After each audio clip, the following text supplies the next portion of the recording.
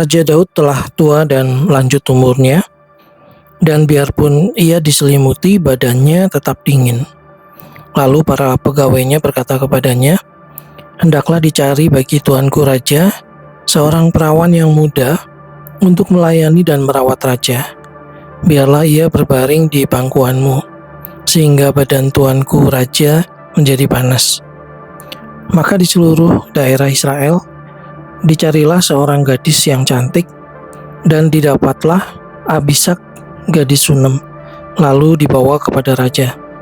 Gadis itu amat cantik dan ia menjadi perawat raja dan melayani dia, tetapi raja tidak bersetubuh dengan dia. Lalu Adonia, anak Hagit, meninggikan diri dengan berkata, "Aku ini mau menjadi raja." Ia melengkapi dirinya dengan kereta-kereta dan orang-orang berkuda serta 50 orang yang berlari di depannya. Selama hidup Adonia, ayahnya belum pernah menegur dia dengan ucapan, "Mengapa engkau berbuat begitu?" Ia pun sangat elok perawakannya dan dia adalah anak pertama sesudah Absalom. Maka berundinglah ia dengan Yoab, anak Seruya, dan dengan Imam Abiatar, dan mereka menjadi pengikut dan pembantu Adonia. Tetapi Imam Sadok dan Benaya bin Yoyada dan Abinatan dan Simei dan Rei dan para pahlawan Daud tidak memihak kepada Adonia. Sesudah itu Adonia mempersembahkan domba, lembu, dan ternak gemukan sebagai korban dekat batu Sohelet yang ada di samping En-Rogel, lalu mengundang semua saudaranya, anak-anak raja, dan semua orang Yehuda, pegawai-pegawai raja. Tetapi Nabi Nathan dan Benaya dan para pahlawan dan Salomo adiknya tidak diundangnya. Lalu berkatalah Nathan kepada Batsheba ibu Salomo, "Tidakkah engkau mendengar bahwa Adonia anak Hagit telah menjadi raja, sedang tuan kita Daud tidak mengetahuinya?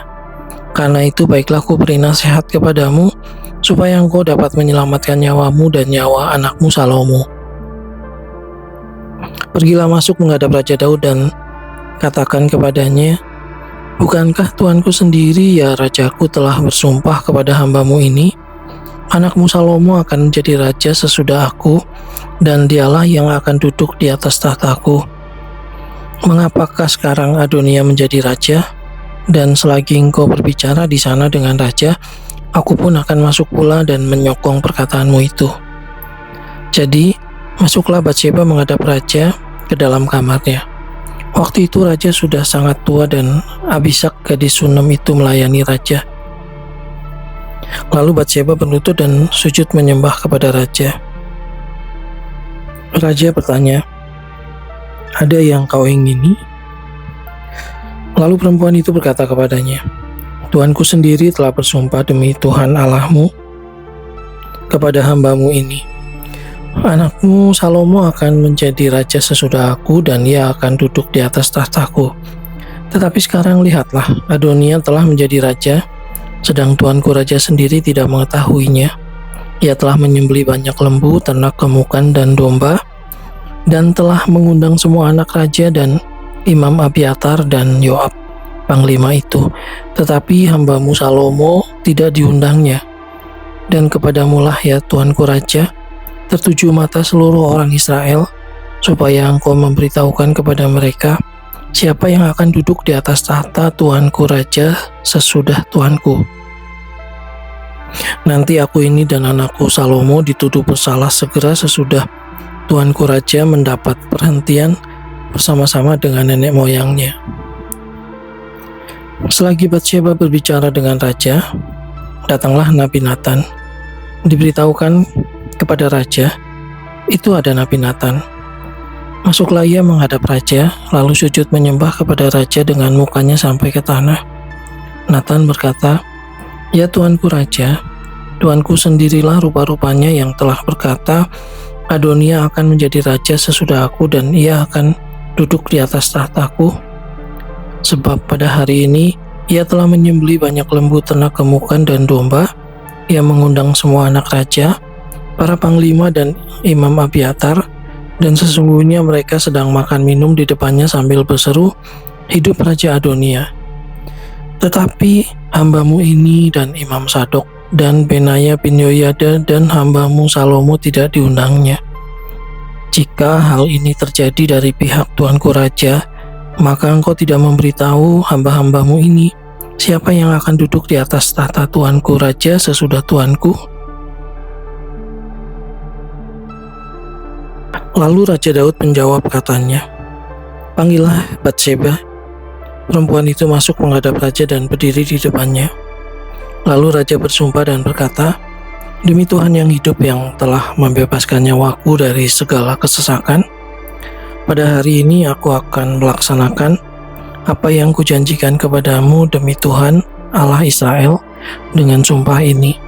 Anakmu Salomo akan menjadi raja sesudah aku, dan dialah yang akan duduk di atas tahtaku menggantikan aku." Lalu Batseba berlutut dengan mukanya sampai ke tanah. Ia sujud menyembah kepada raja dan berkata, "Hidup tuanku Raja Daud untuk selama-lamanya." Lagi kata Raja Daud, "Panggillah Imam Sadok, Nabi Nathan dan Benaya bin Yoyada." Mereka masuk menghadap raja, dan raja berkata kepada mereka, "Bawalah para pegawai tuanmu ini, naikkan anakku Salomo ke atas begal betina kendaraanku sendiri, dan bawa dia ke Gihon. Imam Sadok dan Nabi Nathan harus mengurapi dia di sana menjadi raja atas Israel. Kemudian kamu meniup sangkakala dan berseru, 'Hidup Raja Salomo.' Sesudah itu kamu berjalan pulang dengan menggiring dia, lalu ia akan masuk dan duduk di atas tahtaku, sebab dialah yang harus naik tahta menggantikan aku, dan dialah yang kutunjuk menjadi raja atas Israel dan Yehuda."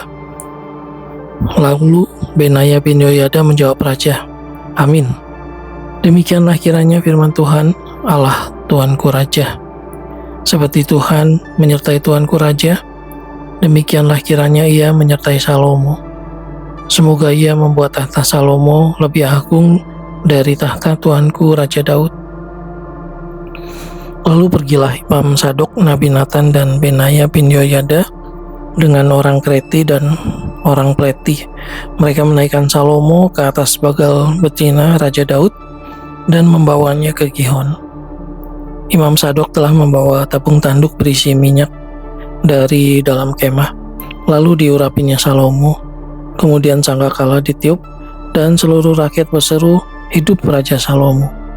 Sesudah itu seluruh rakyat berjalan di belakangnya sambil membunyikan suling dan sambil bersukaria ramai-ramai, sampai seakan-akan bumi terbelah oleh suara mereka.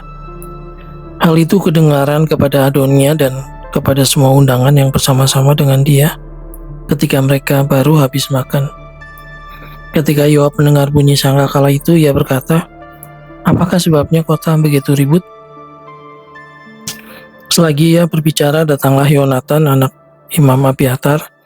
Lalu Adonia berkata, "Masuklah sebab engkau seorang kesatria, dan tentulah engkau membawa kabar baik." Tetapi Yonatan menjawab Adonia, "Tidak, Tuanku kita Raja Daud telah mengangkat Salomo menjadi raja. Raja telah menyuruh supaya Imam Sadok dan Nabi Nathan dan Benaya bin Yoyada dengan orang Kreti dan orang Pleti menyertai Salomo, dan mereka menaikkan dia ke atas bagal betina raja.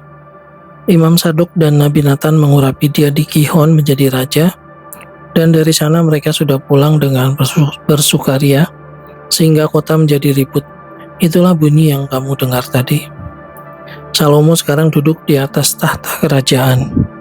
Juga pegawai-pegawai raja telah datang mengucap selamat kepada Tuhan kita Raja Daud dengan berkata, "Kiranya Allahmu membuat nama Salomo lebih masyhur daripada namamu, dan tahtanya lebih agung daripada tahtamu." Dan raja pun telah sujud menyembah di atas tempat tidurnya. Dan beginilah katanya, "Terpujilah Tuhan Allah Israel, yang pada hari ini telah memberi seorang duduk di atas tahtaku, yang aku sendiri masih boleh saksikan." Maka semua undangan Adonia itu terkejut, lalu bangkit dan masing-masing pergi menurut jalannya. Takutlah Adonia kepada Salomo, Sebab itu ia segera pergi memegang tanduk-tanduk mezbah. Lalu diberitahukanlah kepada Salomo, ternyata Adonia takut kepada Raja Salomo, dan ia telah memegang tanduk-tanduk mezbah serta berkata, biarlah Raja Salomo lebih dahulu bersumpah mengenai aku, bahwa ia takkan membunuh hambanya ini dengan pedang. Lalu kata Salomo, jika ia berlaku sebagai kesatria, maka sehelai rambut pun dari kepalanya tidak akan jatuh ke bumi. Tetapi jika ternyata ia bermaksud jahat, haruslah ia dibunuh. Dan Raja Salomo menyuruh orang menjemput dia dari mezbah itu. Ketika ia masuk, sujudlah ia menyembah kepada Raja Salomo. Lalu Salomo berkata kepadanya, pergilah ke rumahmu.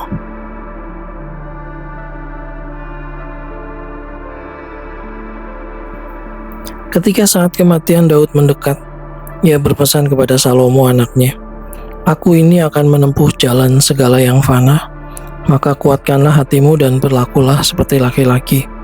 Lakukanlah kewajibanmu dengan setia terhadap Tuhan Allahmu, dengan hidup menurut jalan yang ditunjukkannya, dan dengan tetap mengikuti segala ketetapan, perintah, peraturan, dan ketentuannya, seperti yang tertulis dalam hukum Musa, supaya engkau beruntung dalam segala yang kau lakukan dan dalam segala yang kau tuju, dan supaya Tuhan menepati janji yang diucapkannya tentang aku, yakni jika anak-anakmu laki-laki tetap hidup di hadapanku dengan setia, dengan segenap hati dan dengan segenap jiwa, maka keturunanmu takkan terputus dari tahta kerajaan Israel. Dan lagi, engkau pun mengetahui apa yang dilakukan kepadaku oleh Yoab, anak Seruya, apa yang dilakukannya kepada kedua panglima Israel, yakni Abner bin Ner dan Amasa bin Yeter. Ia membunuh mereka dan menumpahkan darah dalam zaman damai, seakan-akan ada perang, sehingga sabuk pinggangnya dan kasut kakinya berlumuran darah. Maka bertindaklah dengan bijaksana dan janganlah biarkan yang ubanan itu turun dengan selamat ke dalam dunia orang mati. Tetapi kepada anak-anak Barsilai orang Gilead itu, haruslah kau tunjukkan kemurahan hati, biarlah mereka termasuk golongan yang mendapat makanan dari mejamu, sebab mereka pun menunjukkan kesetiaannya dengan menyambut aku pada waktu aku melarikan diri dari depan kakakmu Absalom. Juga masih ada padamu Simei bin Gera, orang Benyamin, dari Bahurim. Dialah yang mengutuki aku dengan kutuk yang kejam pada waktu aku pergi ke Mahanaim.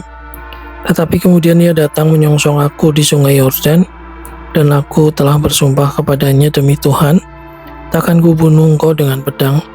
Sekarang, janganlah bebaskan dia dari hukuman, sebab engkau seorang yang bijaksana dan tahu apa yang harus kau lakukan kepadanya untuk membuat yang ubanan itu turun dengan berdarah ke dalam dunia orang mati.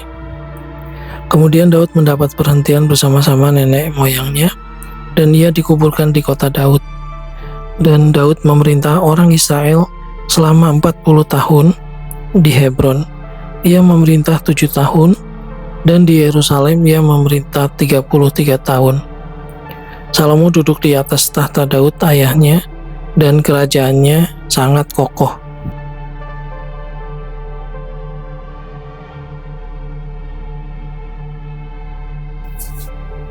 Pada suatu hari Adonia, anak Hagit, masuk menghadap Batseba, ibu Salomo. Lalu perempuan itu berkata, apakah engkau datang dengan maksud damai? Jawabnya, ya damai. Kemudian katanya, ada sesuatu yang hendak kukatakan kepadamu. Jawab perempuan itu, katakanlah. Lalu katanya, engkau sendiri tahu bahwa akulah yang berhak atas kedudukan raja, dan bahwa seluruh Israel mengharapkan supaya aku menjadi raja. Tetapi sebaliknya, kedudukan raja jatuh kepada adikku, sebab dari Tuhanlah ia mendapatnya. Dan sekarang, satu permintaan saja kusampaikan kepadamu, janganlah tolak permintaanku. Jawab perempuan itu kepadanya, katakanlah. Maka katanya, bicarakanlah kiranya dengan Raja Salomo, sebab ia tidak akan menolak permintaanmu, supaya Abisak gadis Sunem itu diberikannya kepadaku menjadi istriku?" Jawab Batsyeba, "Baik, aku akan membicarakan hal itu untuk engkau dengan raja." Batsyeba masuk menghadap Raja Salomo untuk membicarakan hal itu untuk Adonia. Lalu bangkitlah raja mendapatkannya serta tunduk menyembah kepadanya. Kemudian duduklah ia di atas tahtanya, dan ia menyuruh meletakkan kursi untuk bunda raja. Lalu perempuan itu duduk di sebelah kanannya. Berkatalah perempuan itu, "Suatu permintaan kecil saja yang kusampaikan kepadamu.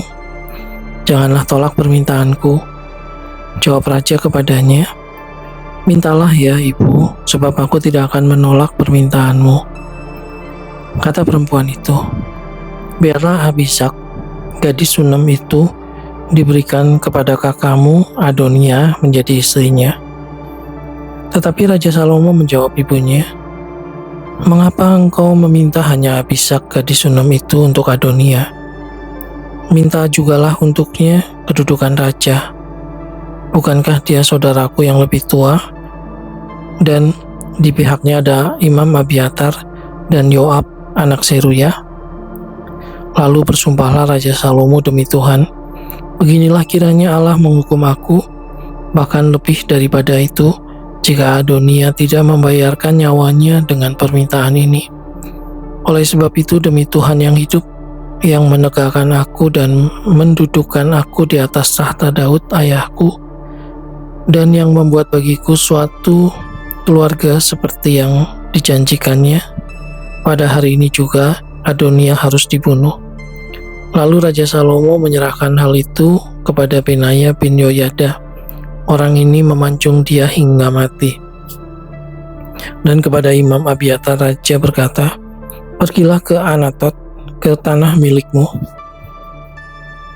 sebab engkau patut dihukum mati. Tetapi pada hari ini aku tidak akan membunuh engkau, oleh karena engkau telah mengangkat tabut Tuhan Allah di depan Daud ayahku, dan oleh karena engkau telah turut menderita dalam segala sengsara yang diderita ayahku." Lalu Salomo memecat Abiatar dari jabatannya sebagai imam Tuhan. Dengan demikian Salomo memenuhi firman Tuhan yang telah dikatakannya di Shilo mengenai keluarga Eli. Ketika kabar itu sampai kepada Yoab, memang Yoab telah memihak kepada Adonia, sekalipun ia tidak memihak kepada Absalom. Maka larilah Yoab ke kemah Tuhan, lalu memegang tanduk-tanduk mezbah. Kemudian diberitahukanlah kepada Salomo bahwa Yoab sudah lari ke kemah Tuhan dan telah ada di samping mezbah. Lalu Salomo menyuruh Benaya bin Yoyada, "Pergilah, pancung dia." Benaya masuk ke dalam kemah Tuhan serta berkata kepadanya, "Beginilah kata raja, keluarlah." Jawabnya, "Tidak, sebab disinilah aku mau mati." Lalu Benaya menyampaikan jawab itu kepada raja, katanya, "Beginilah kata Yoab dan beginilah jawabnya kepadaku." Kata raja kepadanya, "Perbuatlah seperti yang dikatakannya, bunuhlah dia dan kuburkanlah dia. Dengan demikian kau menjauhkan daripadaku dan daripada kaumku noda darah yang ditumpahkan Yoab dengan tidak beralasan. Dan Tuhan akan menanggungkan darahnya kepadanya sendiri, karena ia telah membunuh dua orang yang lebih benar dan lebih baik daripadanya. Ia membunuh mereka dengan pedang, dengan tidak diketahui ayahku Daud, yaitu Abner bin Ner, panglima Israel, dan Amasa bin Yeter, panglima Yehuda. Demikianlah darah mereka akan ditanggungkan kepada Yoab dan keturunannya untuk selama-lamanya. Tetapi Daud dan keturunannya dan keluarganya dan tahtanya akan mendapat selamat daripada Tuhan sampai selama-lamanya." Maka berangkatlah Benaya bin Yoyada, lalu memancung dan membunuh Yoab. Kemudian dia dikuburkan di rumahnya sendiri di padang gurun. Raja mengangkat Benaya bin Yoyada menggantikan Yoab menjadi kepala tentara, dan raja mengangkat Imam Sadok menggantikan Abiatar. Kemudian raja menyuruh memanggil Simei dan berkata kepadanya, "Dirikanlah bagimu sebuah rumah di Yerusalem. Diamlah di sana dan janganlah keluar dari sana kemana-mana pun. Sebab ketahuilah sungguh-sungguh bahwa pada waktu engkau keluar dan menyeberangi sungai Kidron, pastilah engkau mati dibunuh dan darahmu akan ditanggungkan kepadamu sendiri. Lalu berkatalah Simei kepada raja, baiklah demikian, seperti yang tuanku raja katakan, demikianlah akan dilakukan hambamu ini. Lalu Simei diam di Yerusalem beberapa waktu lamanya, dan sesudah lewat 3 tahun terjadilah bahwa 2 orang hamba Simei lari kepada Akis bin Maaka Raja Gad.